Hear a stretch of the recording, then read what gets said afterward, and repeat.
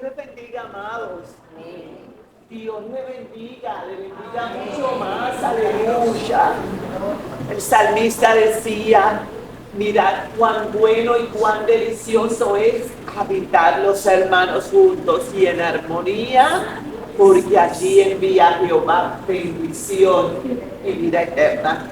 Y es maravilloso porque David sabe que decía, yo me alegré con los que me decían a la casa de Jehová iremos. Y él le decía más, decía, porque un día en tu atrio, uno solo, es mejor que 1000 fuera de ellos. Aleluya. Damos gracias a Dios que nos concede, amados, en esta hermosa mañana estar aquí. Vamos a orar, vamos a presentarnos ante Dios. Padre eterno, Señor Dios todopoderoso, mi Dios, cuán grande eres, Señor. Cuán maravilloso eres, Señor. Dios mío, no hay palabras, Señor, no hay palabras que yo pueda escoger, oh Dios, para hablar acerca de tu grandeza, de tu amor, de tu majestad. Quiero darte las gracias, Padre amoroso, Padre grande y maravilloso, por habernos permitido llegar hasta este lugar. Gracias, Dios, por cada uno de nuestros hermanos.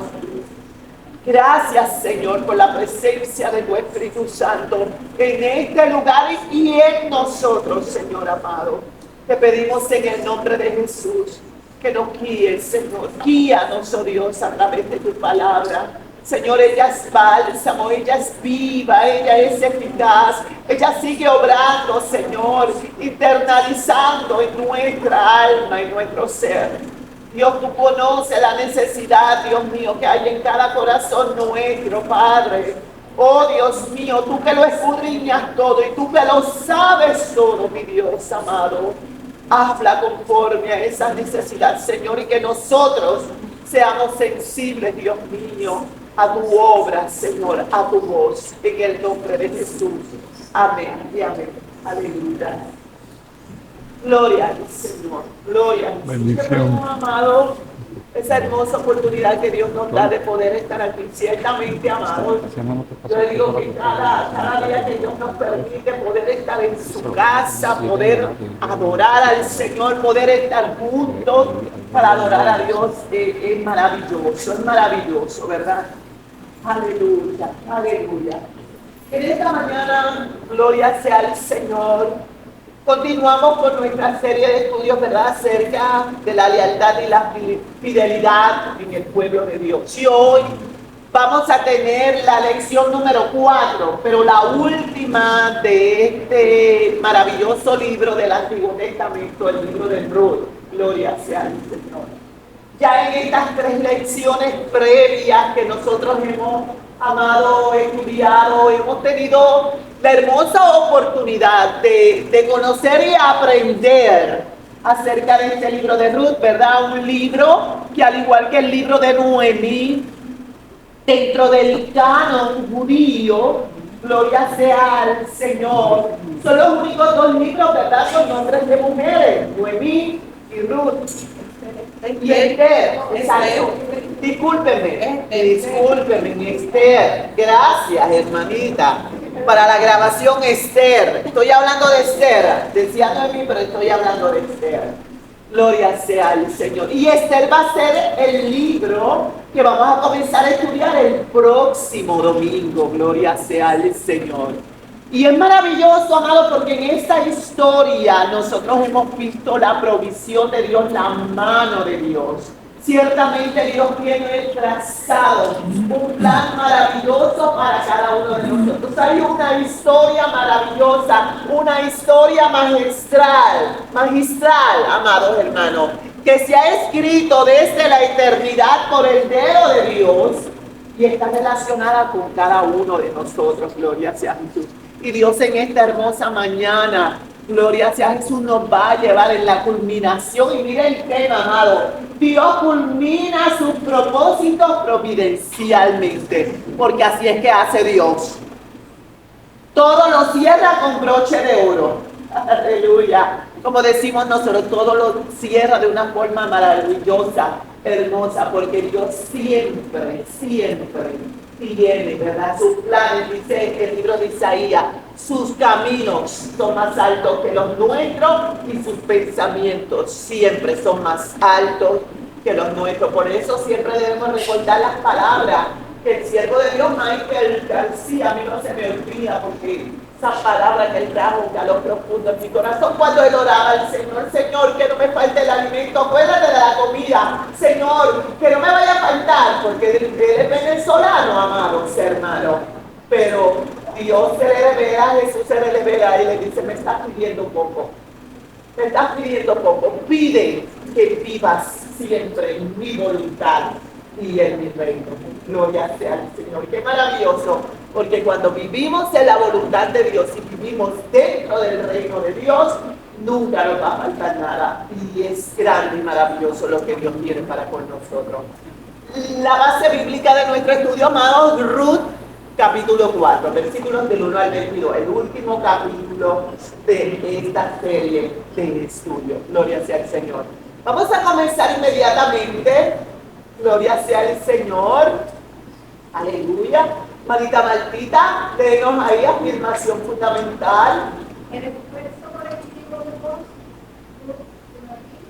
condujo con la dirección de Dios y los resultados definitivo. Cuando nosotros vemos esto, vemos que hubo, ¿verdad?, una unidad en ese propósito, ¿verdad? Y es lo que la iglesia tiene que hacer.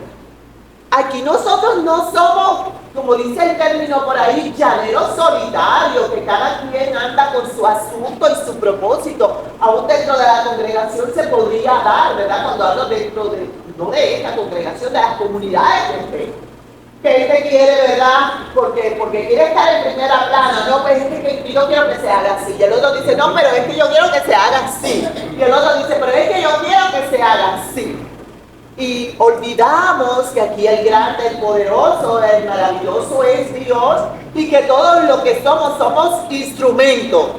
Instrumentos para que el propósito, la gloria y el poder de Dios sea manifestado. Y fue lo que ocurrió en esta historia maravillosa. O sea, tanto la parte que trabajó vos, la que le tocaba trabajar a él, tanto la parte que trabajó Ruth, porque ella también, ¿verdad?, se sometió al proceso y ella hizo su parte. Y tanto la que trabajó Noemí, gloria sea al Señor, todo ese esfuerzo colectivo provocó, amado, condujo, gloria sea al Señor, a que la dirección de Dios, ¿verdad?, el que Dios pudiera guiarlo, nos llevara, amado, a esos resultados maravillosos que vamos a ver en esta hermosa mañana. Vamos a empezar de lleno. Y tenemos aquí Ruth 4.1, le voy a pedir a mi hermana Magali que nos dé lectura, está en pantalla. Vos subió a la puerta y se sentó allí, y aquí pasaba un pariente de que había hablado y le dijo: fulano, ven acá, siéntate. Y él vino y se sentó. Mire, ¿saben que la pasada semana nosotros tuvimos como este punto ahí de estrés fulminante ahí, ¿verdad? Porque nuestra hermosa Ruth de esta historia, siguiendo las directrices de Noemí, su nuera, se puso hermosa, se perfumó y fue, ¿verdad?, hasta la era, el lugar donde se iba a estar aventando el trigo de la cosecha, y allí iba a estar Boaz. Y ya Noemí le había dado unas instrucciones, le había dicho: mira, tú vas a hacer esto, tú vas a dejar que él coma, ¿verdad?, que él se relaje, que esté tranquilo. Cuando tú veas donde él, ¿verdad?, va a descansar, tú vas y entonces te acuestas allí al ladito. Le habíamos explicado a todos ustedes que este acto de ya contarse que era parte de la cultura, de que los criados solían hacer eso con sus amos, ¿verdad? Iban y se acostaban así a los pies de ellos, y entonces ella, ¿verdad?, básicamente se ofrece el matrimonio. Dentro de la cultura, nosotros vemos, amados, lo que se conoce la redención, el redimir, y lo que es el levirato, y lo vamos a repasar hoy otra vez. Gloria sea al Señor. Ruth era viuda, Noemí era viuda dentro del contexto antiguo oriental y dentro de lo que era el pueblo judío, hebreo. Gloria sea el Señor de ese tiempo, ¿verdad? Las viudas no tenían, como dice, ni parte ni suerte dentro de lo que eran las políticas sociales comunitarias. No tenían voz. La mujer, ¿verdad? Se levantaba para ayudar a criar a los hijos, para poder dar a luz hijos. Y eso era parte de la cultura. Quizás nosotros vemos eso y ¡wow! Dios mío, gracias, Señor, que no estaba en ese tiempo, ¿verdad?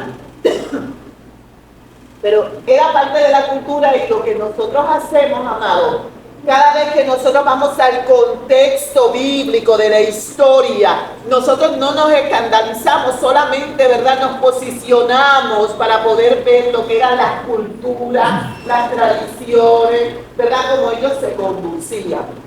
Así que era necesario, ¿verdad? La ley proveía, la ley de Moisés traía provisión para las viudas, tanto en lo que era, ¿verdad? Poder alimentarse del campo, de la siega, pero también de que si había, ¿verdad?, un pariente cercano, pudiera redimirlas, que esas tierras que pertenecían a ese esposo, que pertenecían a esos hijos, que no estaban presentes en este momento, pudieran darse. Así que cuando nosotros vamos a Ruth 4:1, ¿verdad? Este Boaz que está dispuesto a redimir, ¿verdad? A casarse con Ruth, porque ella ya se le ha dicho, mira, tiende tu manto, o sea, porque tú eres pariente cercano y yo, aunque soy jovencita, yo estoy dispuesta a casarme contigo. Y esa propuesta de Noemí a él le agradó. Así que Noemí, en el último versículo 23, ¿quién me lo quiere leer? El versículo 23, pero de Ruth 3, ¿verdad? Necesito que esas Biblias estén ahí. Ruth 3:23, el que lo tenga me alza la mano. Ruth 3:23. Ruth 3:23. Esta es 18. Discúlpeme. Ruth 3:18. Ruth 3:18. Entonces Noemí dijo, espérate, hija mía, hasta que sepas cómo se resuelve el asunto, porque aquel hombre no descansará hasta que concluya el asunto hoy. O sea, Noemí estaba segura que la situación, ¿verdad?, se iba a resolver ese mismo día. De ahí, amado, vamos a Ruth 4:1, cuando dice que Boaz subió, ¿verdad? Subió a la puerta y se sentó allí. Y dice, y he aquí, pasaba aquel pariente, porque recuerden que en la historia pasada, Boaz estaba dispuesto, pero le dice a Ruth, pero hay una situación, hay un pariente más cercano que yo. Así que él esperó que aquel pariente más cercano de Noemí pasara. Y dice que cuando estaba pasando, Boaz le dice, fulano, ven acá, siéntate. Y él vino y se sentó. Vamos a desmenuzar eso, gloria sea al Señor. Mire, en Israel, ¿verdad?, dentro de la cultura, los negocios públicos y privados se ventilaban en la puerta de la ciudad. La ciudad, ¿verdad?, tenía un área, cuando se entraba, había como una plaza donde había asientos, la gente se podía sentar, se ubicaban ahí. Obviamente quienes trabajaban en estos asuntos, recuerden, eran los hombres, no eran las mujeres, la cultura, ¿verdad? La cultura, la tradición. Ahí en la puerta de la ciudad, amados, se ventilaban todos estos asuntos. Eran el lugar por donde tenían que salir y entrar todos los ciudadanos. Cuando nosotros vamos a Deuteronomio 25:7, se dice que la cuestión del levirato, ¿verdad?, debía resolverse en público. Un asunto como este, ¿verdad?, debía resolverse en público en la puerta de la ciudad. O sea, que ya de por sí la misma escritura nos habla y nos dicta que allí era donde se debían trabajar estos asuntos en público. Allí se tenían unos testigos, como el caso que vamos a ver, gloria sea al Señor, y se ventilaban estos asuntos. El Deuteronomio 25:7 dice: debían resolverse en público, en la puerta de la ciudad. Asimismo lo especifica la Escritura, en la presencia de los ancianos o notables de la misma. Eso lo vemos en la Biblia comentada. Gloria sea al Señor. Fíjense que cuando nosotros vamos a este texto, el escritor, el que escribe Ruth, y habíamos dicho al principio, ¿verdad?, que Samuel, el profeta Samuel, se entiende que es el autor de ese escrito. Gloria sea al Señor. Escribe el término fulano. Si vamos a otras versiones, nosotros vamos a ver el término amigo. Pero hay un detalle importante. No importa que sea fulano, no importa que sea amigo. El escritor determinó en el momento de escribir que no era relevante, que no era, amados, importante traer a colación el nombre de ese pariente más cercano de Noemí. Mire ese detalle, mire ese detalle. Cuando nosotros nos vamos al hebreo, porque es bien importante que nosotros reconozcamos que el Antiguo Testamento fue escrito en el arameo, gloria sea al Señor, ¿verdad? El Nuevo Testamento es escrito en el griego, que era el idioma común en ese tiempo, gloria sea al Señor. Se utiliza peloni almoni. Peloni almoni. Ese es el término que se utiliza. Y eso es como si nosotros dijéramos hoy en día, fulano de tal. No se quiso mencionar el nombre.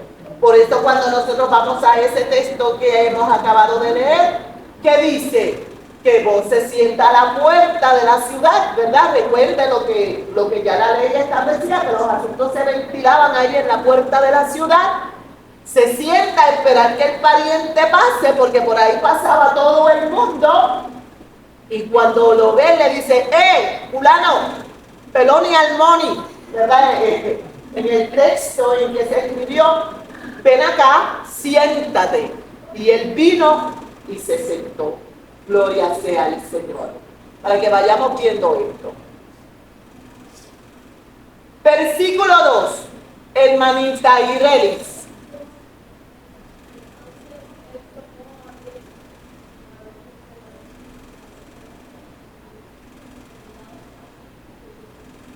Mire qué interesante esto, porque él tiene que ventilar un asunto que para él es muy importante, como lo es también para Ruth y también lo es para Noemí, que es el asunto de poder redimirlas, porque ahora mismo las dos mujeres se encuentran en viudez. O sea, Noemí ha enviudado de su esposo Elimelech, y en el caso de Ruth, que sigue, ¿verdad?, Noemí ha enviudado, ¿verdad?, del joven malo, porque su otra compañera moabita, que era Orfa, se había casado con Kelión, pero ella decidió regresar a su tierra, allá, ¿verdad?, a su gente, gloria sea al Señor.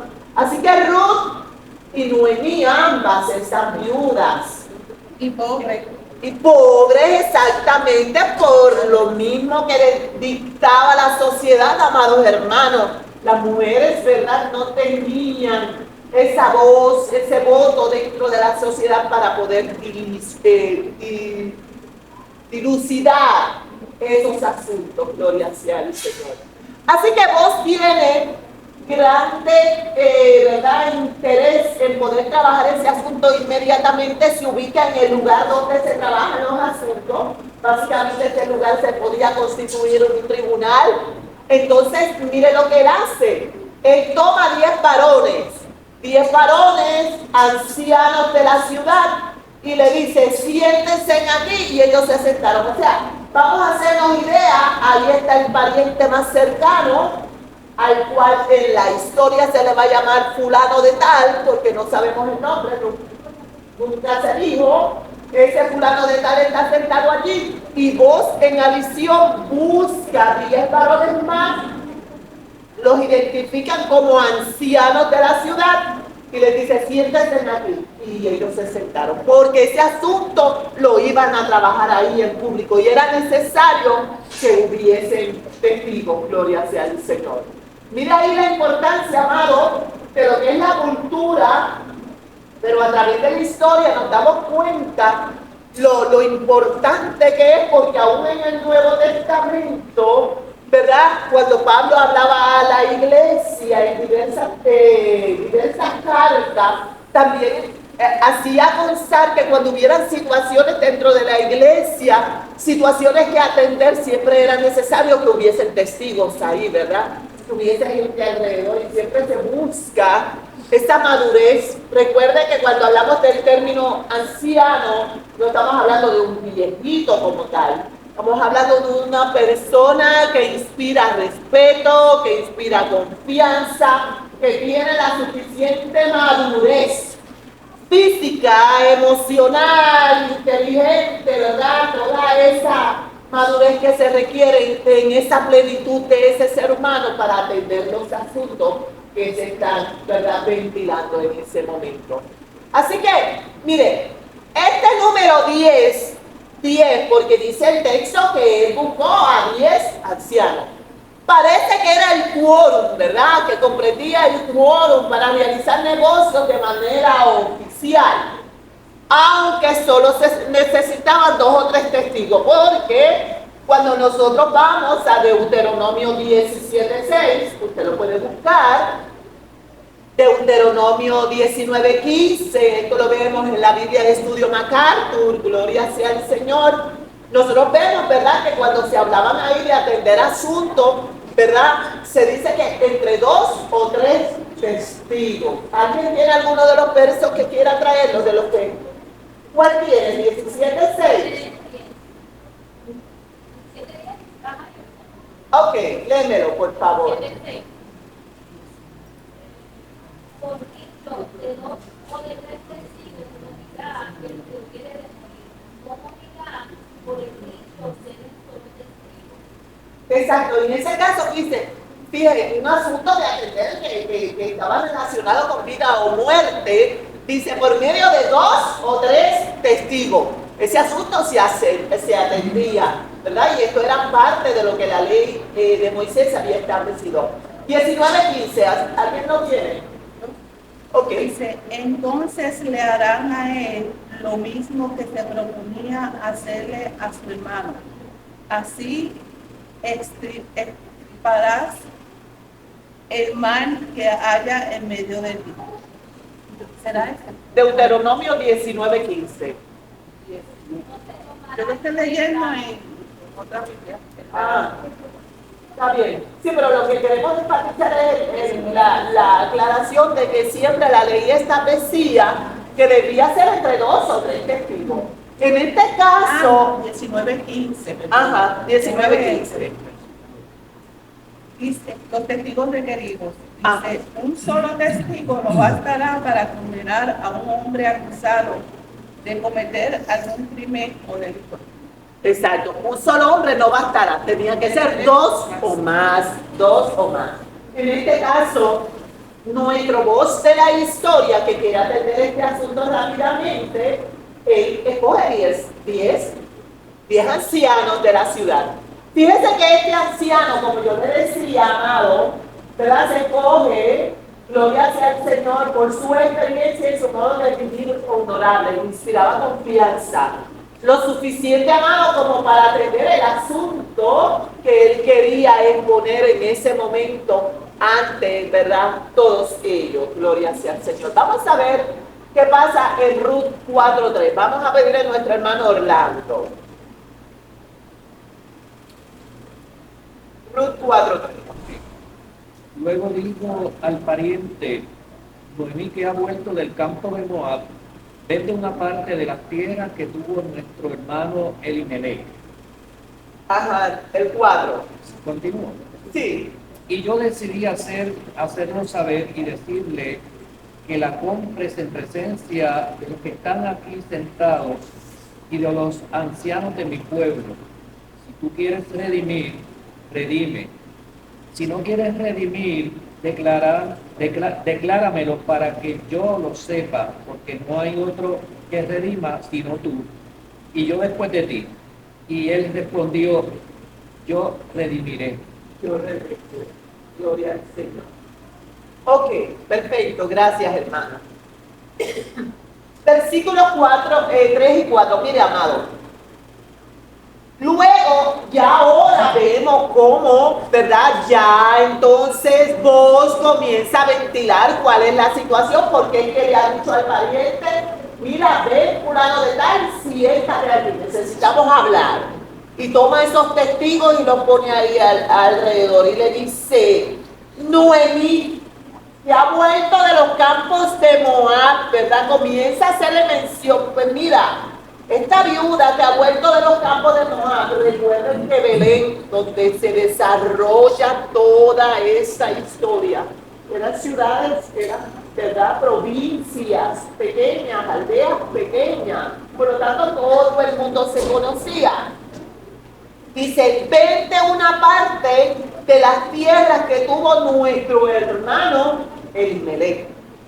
Yo les había dicho, amados hermanos, en unas clases previas, que cuando se hablaba de ese pariente tan cercano y que se decía que vos era un pariente muy cercano, basado en ese texto bíblico, cuando él hace mención de nuestro hermano Elimelech, ¿verdad? Podría darse el caso que hubiese una relación consanguínea bien cercana, no se destaca, pero de algo sí estamos seguros que era parte del clan, que era parte de la tribu, ¿verdad? Y se utiliza ese término, nuestro hermano. Esas tierras pertenecían a nuestros hermanos. Redimir, que es lo que pide ahora vos que se haga, ¿verdad? Dice, y yo decidí hacértelo saber a ti, ¿verdad? Que esas tierras están ahí y son del hermano de esa viuda, ¿verdad? Del esposo de esa viuda. Yo decidí hacértelo saber y decirte que la compres en presencia de los que están aquí.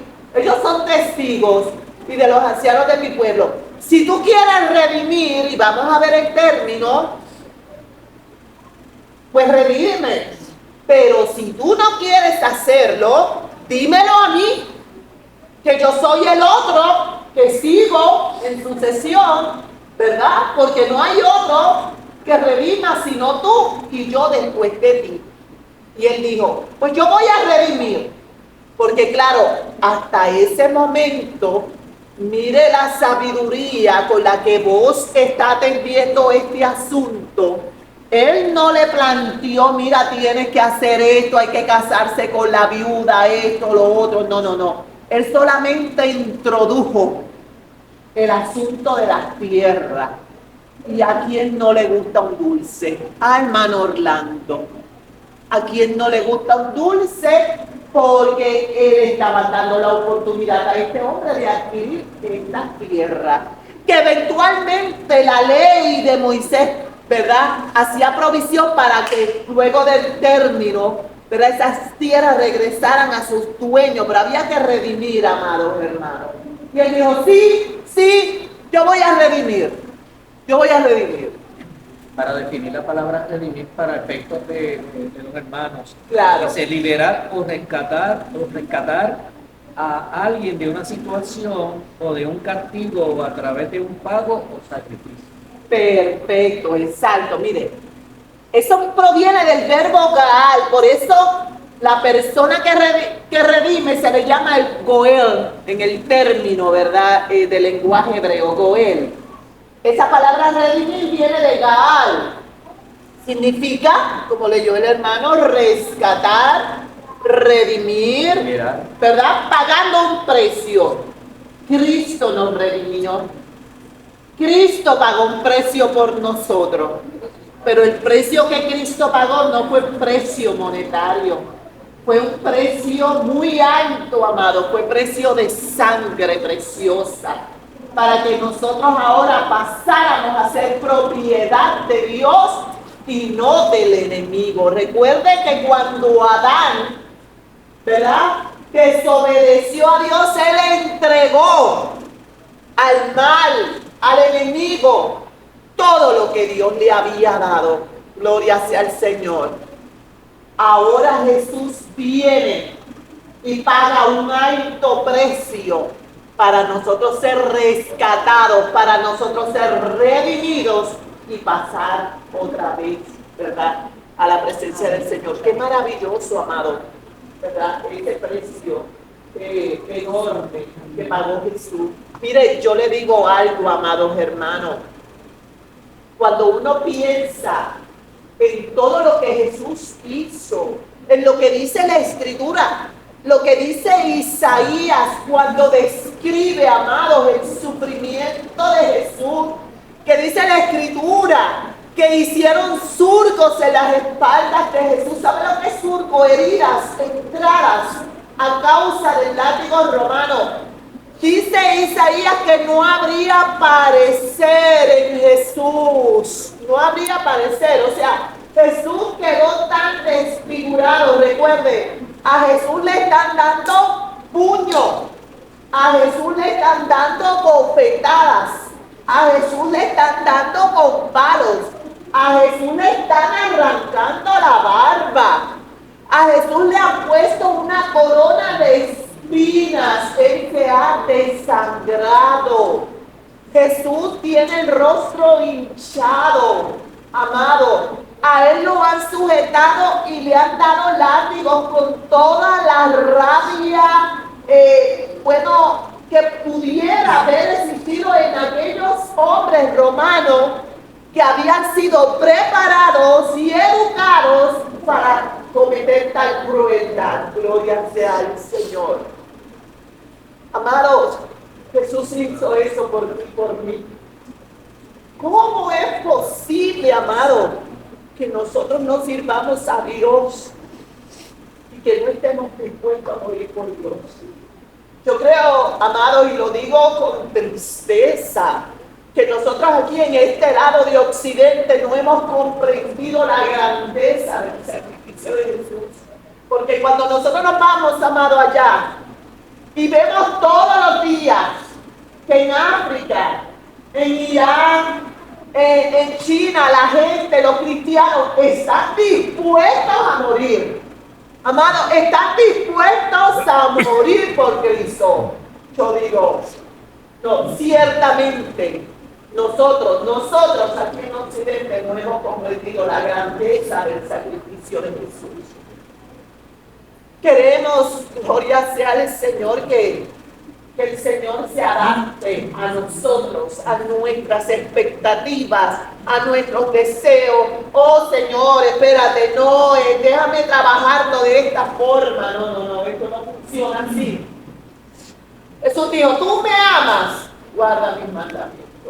Jesús dijo, aleluya, ¿verdad? En su palabra, gloria sea al Señor, aquel que me quiera seguir, niéguese a sí mismo. Te tienes que negar. Te tienes que negar, amado hermano, porque ¿sabes qué? Que siempre tu yo, tu carne te va a decir, haz esto, haz lo otro. Esto es lo que te hace sentir bien. Pero Jesús dijo, tú me amas, tú quieres seguirme, tú quieres servirme. Niégate. Toma tu cruz y sígueme todos los días. Sígueme. Y nosotros tenemos que reflexionar sobre esto, amado. Tenemos que reflexionar, porque nosotros, alguien dijo en una ocasión que estas sillas nos hacían daño, porque están muy cómodas. A veces la palabra y el poder de Dios está ahí a través del predicador. ¿Cómo es posible que haya gente durmiendo, amado? Durmiendo cuando Dios está hablando a través de su siervo. No nos gusta venir al templo, no nos gusta congregarnos. Tenemos aire acondicionado, tenemos toda la comodidad, piso limpio, pero no. Eso no es prioridad, gloria sea al Señor. Mira, amados, estas cosas hay que hablarlas. Hay que hablarlas porque tienen que sacudirnos, gloria sea al Señor. Porque tienen que hacernos entender cuál es nuestra verdadera relación con el Dios a quien le servimos, gloria sea Jesús. El Dios a quien amamos, gloria sea Jesús. Aleluya. Redimir, amado, significa eso. Y eso fue lo que Cristo hizo por nosotros, gloria sea al Señor. Ruth 4:5, amiga. Entonces replicó, el mismo día que compres la tierra de manos de Noemí, debes tomar también a Ruth, la moabita, mujer del difunto, para que restaures el nombre de muertos sobre esta posición. Ahora que el fulano de tal, porque no sabemos el nombre del fulano de tal, dijo, sí, yo me encargo, yo revivo, ya, yo me encargo de las tierras y todo. Vos entonces, muy sabiamente, y Dios lo estaba dirigiendo en todo esto, definitivamente, amados hermanos, vos le dice, ok, el día que tú compres las tierras de manos de Noemí, también debes tomar a Ruth, la moabita, que es la mujer del difunto, o sea, de uno de los hijos que era heredero, para que tú restaures el nombre de ese muerto sobre su posesión.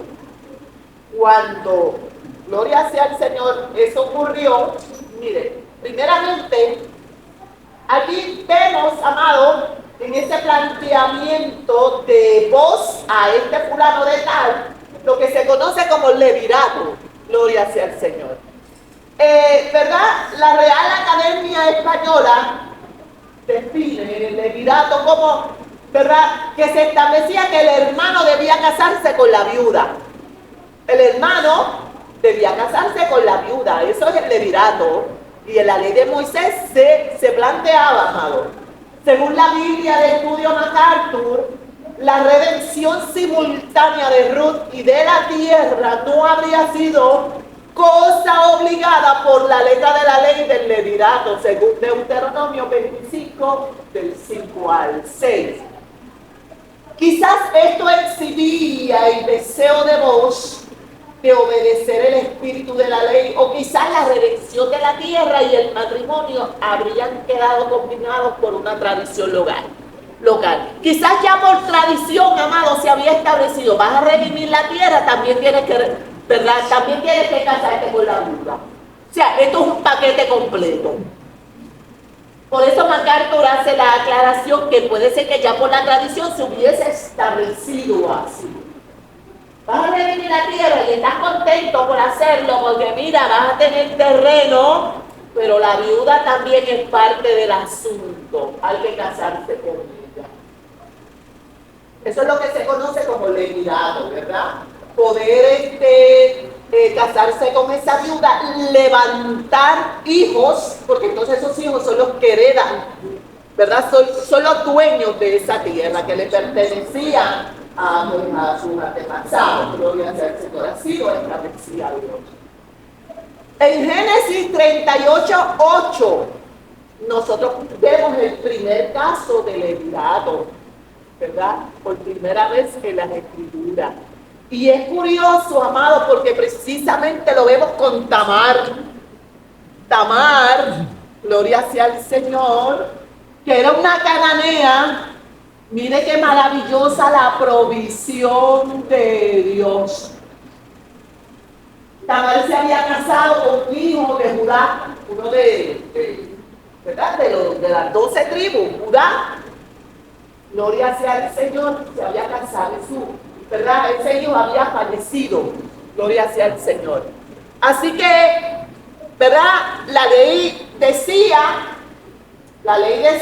que el hermano que quedaba tenía que irse con la viuda, casarse con ella para levantar, ¿verdad?, hijos, y que el nombre de ese hermano fallecido permaneciera. Pero ese hermano de ese fallecido, cuando iba con Tamar, ¿verdad?, y no hay niños, ¿verdad? Ok, cuando iban con Tamar y estaban en su momento de intimidad, ya ahí perdía en tierra. vertía en tierra, porque no quería que la muchacha quedara embarazada. No quería. Dijo, no, porque si el muchacho va a hacer para total quedarse con las tierras, ¿qué asunto tengo yo aquí? ¿Verdad? Yo estoy parafraseando para que podamos entender el asunto. A Dios eso no le gustó y mató al muchacho. Lo mató. Por tanto, Judá, el padre, recuerde, Judá, el hijo de Jacob, de los 12 que tuvo, Judá, le dice entonces a Tamar, mira, vete a tu casa, guárdate allí, hasta que Sela, mi otro hijo, que es de los más pequeños, crezca. Y entonces pueda, ¿verdad?, casarse conmigo y pueda levantar descendencia. Por eso es que más tarde la historia dice que Tamar, ¿verdad?, se puso sus atavíos, se va a una esquina de la calle a escondidas y realmente, ¿verdad?, quien concibe es de Judá.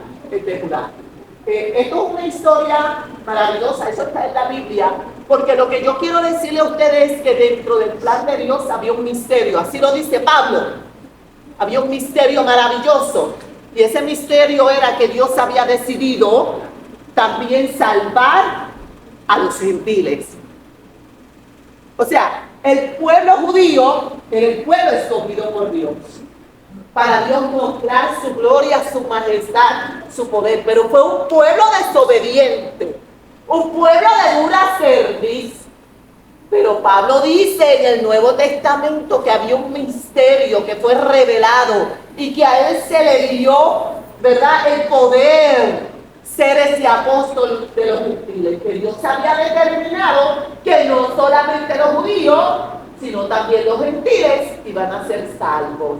Y ya desde el Antiguo Testamento, a través del caso de Tamar, a través del caso de Rahab, a través del caso de Ruth, nosotros vemos cómo Dios estas mujeres las integró dentro de la línea, de esa línea a través de la cual nacería el Salvador. Qué maravilloso. Y no eran judías. Eso es para que usted vea el amor de Dios. Seguimos. Ruth 4:6. Vamos a ver, hermano Cano. Yo también no puedo vivir no sea de daño ni heredad. Redime usando de mi derecho, porque yo no podré redimir. Ok, muy bien. Y el pariente le dijo, una vez que vos le dice, mira, si vas a redimir las tierras y te noto contento, pues también hay que casarse con la viuda. También es parte del paquete, ¿verdad? Estoy parafraseando acá. Así que él dijo, no puedo redimir para mí, no sea que dañe mi heredad. Redime tú usando mi derecho, porque yo no voy a poder redimir. Mire, ¿sabe qué? Mire, amado, no sea que dañe mi heredad, que esa fue la expresión de este pariente bien cercano, de este fulano de tal. Mire, este hombre no estaba dispuesto a dividir las propiedades de su familia. Ya él tenía descendientes, ya él tenía una familia. Así que él no iba a estar dispuesto a dividir esas propiedades de su familia entre sus hijos actuales, ¿verdad? Y la potencial descendencia que él tuviera cuando se uniera con Ruth. ¿Verdad? El hombre dijo, no, espérate, pues no puedo redimir, porque me voy a casar con ella, lo que tengo, entonces hay que dividirlos entre más gente, ¿verdad? Estoy en lenguaje sencillo. Redime tú, fue la expresión de él hacia vos. El pariente próximo, ¿verdad?, cedió su derecho legal a la tierra y a Ruth. Le cede el derecho entonces a vos, a que él sea el que redime. Qué maravilloso, amado, porque nosotros vemos la provisión de Dios. En el plan de Dios estaba que era vos quien se iba a casar con Ruth y no ese pariente. Tanto así, amado, que su nombre no aparece en los escritos bíblicos. Tanto así que cuando el Espíritu Santo inspiró, porque la Biblia dice que toda la escritura es inspirada por Dios, cuando el Espíritu Santo inspiró a escribir, ese nombre no aparece en el canon bíblico. Por eso se utilizó el término, ¿verdad? Peloni Almoni en el escrito. Fulano de tal. Amigo, dice en otras versiones. No aparece el nombre, porque en el plan de Dios estaba que el esposo de Ruth iba a ser vos y no iba a ser el hombre. Qué maravilloso. Vamos a ver, Michael, 7.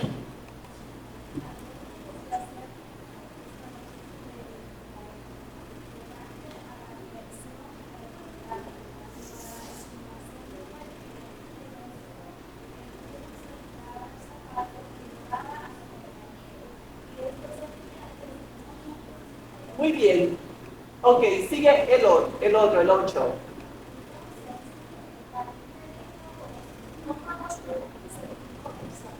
Muy bien. ¿Y qué hizo vos?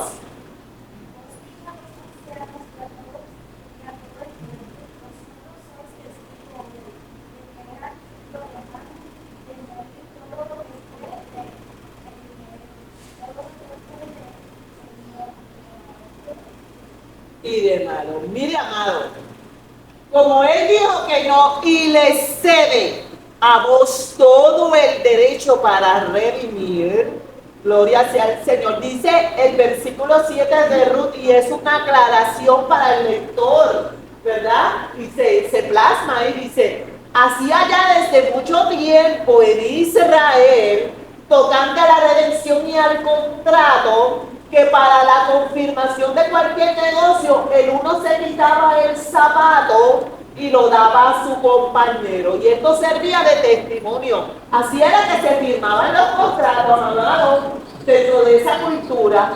Yo le doy un zapato a alguien y me da con él, ¿verdad? Porque nuestra cultura no lo plasma, si nuestra cultura hay que trabajar documentos, son legales, hay que ir donde un abogado, hay que poner unos sellos, hay que pagar por eso, ¿verdad? Pero en la cultura ya se quitaba el zapato,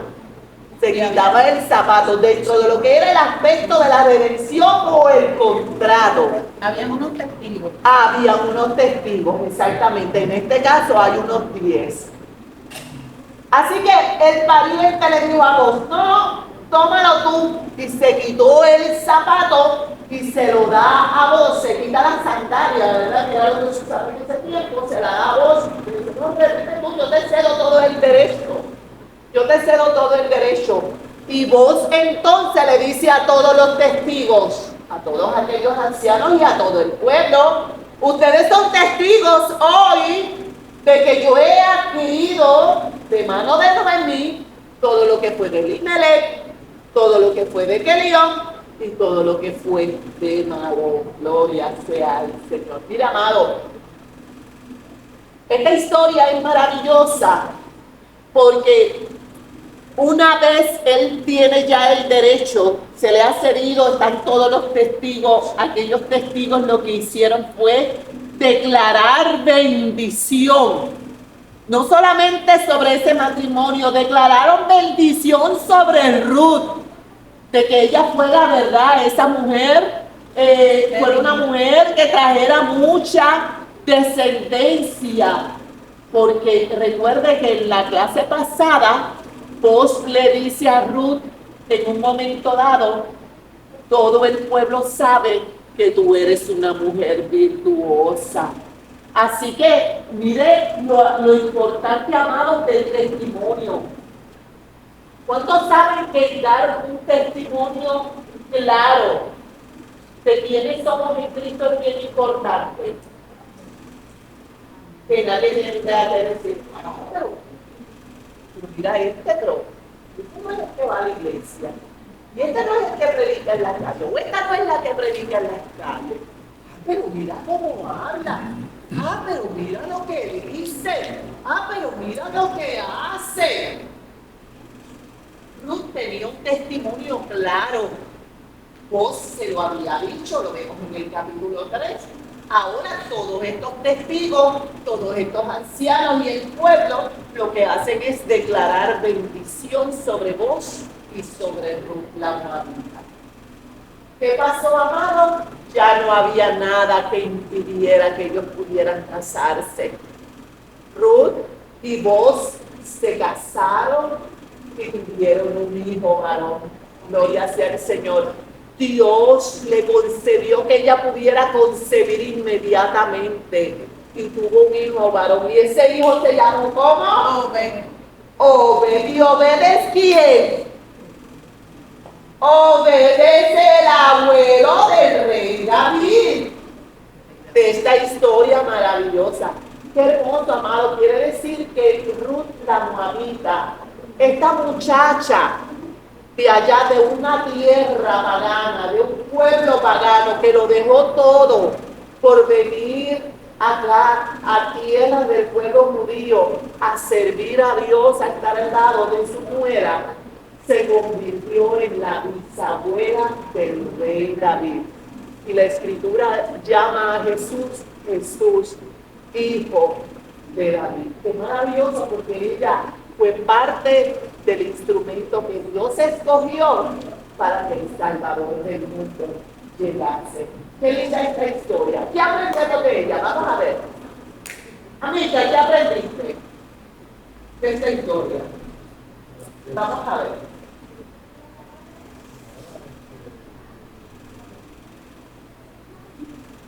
La perseverancia de esta dama en aquel tiempo, seguir adelante, buscar un nuevo futuro para ellos, para su descendencia. Y aprendió muy bien. ¿Quién más? ¿Qué más aprendimos? Gladys, ¿qué aprendiste? Que a pesar de las cosas, las situaciones tan difíciles por las que pasaron, aunque se veían de una manera difícil, pero en todo eso Dios tiene un propósito donde las iba a colocar para lo que a lo que dice más tarde, que no lo utilizaban en prosperarla, pero también para hacerla, llevarla a canalizarla al linaje de David, que fue lo que acabaste de hablar. En todo esto, a veces cuando tenemos un propósito, vemos las cosas tan difíciles, pero la palabra de Dios dice llamar las cosas que no pudo veces. Gloria a Dios. Yo sé cómo Dios proveyó, cómo Dios la sostuvo, cómo Dios tuvo el cuidado para tener y así hacer. Qué excelente, amado. Una hermosa historia, Yomar, sí.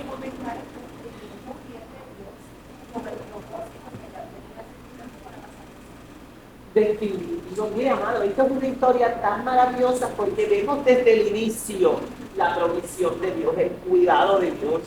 Y créame que ese es Dios, ese es el Dios a quien nosotros le servimos. Es un Dios que nos ama, es un Dios llamado pelea por nosotros, mire, pelea por nosotros. Lo que pasa es que nosotros nos desesperamos porque si no vemos, nosotros, no está pasando nada, Dios se durmió, algo pasó. Pero mire lo que dice Salmo 121, que no duerme el que nos guarda, no duerme. Y luego usted está durmiendo, Dios no duerme. Yo les quería comentar en la parte esa de que para esa época la viuda que daban el producto y todo eso llegó hasta Puerto Rico, porque los contratos subjuntos de las parcelas de Puerto Rico, del Estado Libre Asociado, y un fajato que dice que las viudas no tienen derecho, ni las hijas mujeres que no estén casadas legalmente vivan en la propiedad y la trabajan. Y eso está al día de hoy en los contratos subjuntos de las parcelas. Esas son las parcelas que los niños Marín dejó a una serie de ciudadanos, pero era con unas condiciones. Sí, ahí era la viuda. Las viudas y las hijas mujeres que no estuviesen casadas legalmente y no vivieran en la propiedad ni la trabajaran. Wow. Fíjese, contrario a lo que establece la ley respecto a las hijas, porque nosotros vemos en la Biblia las hijas de Zelofejat, si lo dije correctamente, ellas hicieron un planteamiento donde Moisés dijeron, bueno, nuestro papá murió, él no tiene hijos, y nosotros somos aquí las hijas las que quedamos, nosotros estamos reclamando derechos sobre esa tierra. Y Moisés hizo la consulta a Dios y Dios le dijo sí. Y eso se estableció como ley, que moría el papá, heredaban los hijos varones. No había hijos varones, heredaban ¿verdad? Las hijas, heredaban las hijas. Claro, se establecían unas leyes, esas hijas no podían casarse con gente de otras tribus, ¿verdad? Debían mantenerse ahí para que el patrimonio de la tierra se mantuviera todo el tiempo ahí. Gloria a Dios. Cosas maravillosas de la vida. Nosotros hemos terminado, gloria sea al Señor. El domingo que viene comenzamos una nueva historia, la historia de Esther, no la de Noemí. La historia de Esther. Interesante. Les invito, amados, a que estudiemos la palabra de Dios, ¿verdad? Y nos vayamos cada día enamorando más de ella. Vamos a orar. Padre eterno, Señor Dios Todopoderoso, te doy las gracias, Dios, por esta hermosa oportunidad, Padre, de estudiar tu palabra. Gracias, mi Señor, porque vemos a través de esta historia tu provisión y tu cuidado. Y sabemos, Señor, igualmente, Señor, tú nos amas y cuidas de nosotros. Gracias, mi Dios, por tu hermosa palabra en el nombre de Jesús.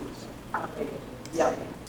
Dios les bendiga, amados, Dios les guarde. Nos preparamos para el culto de adoración.